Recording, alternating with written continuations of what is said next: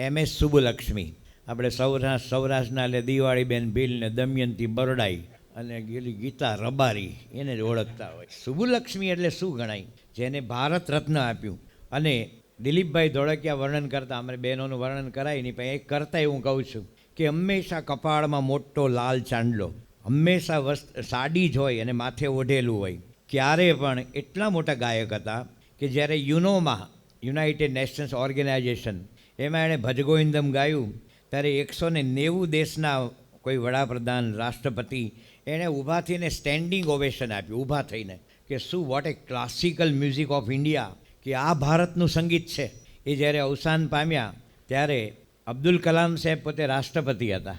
આમંત્રણ વિના અબ્દુલ કલામ સીધા દિલ્હીથી મદ્રાસ ગયા એની અર્થી ઉચકવા માટે. કે હું જ્યારે નાનો હતો ત્યારે સુબુલક્ષ્મીના ભજગોવિંદમ સાંભળીને મોટો થયો છું. આ મારું જે કલ્ચર ઘડાણું એનું કારણ આ ભજગોવિંદમ છે.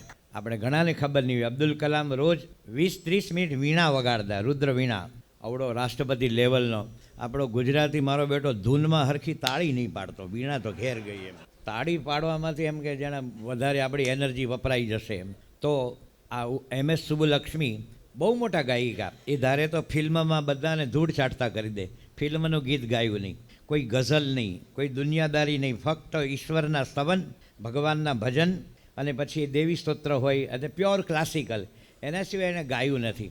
અને એની હાજરીમાં કોઈ એલફેલ વાત ન કરી શકે. એટલા એ સજ્જન દેવી પ્રભાવી હતા.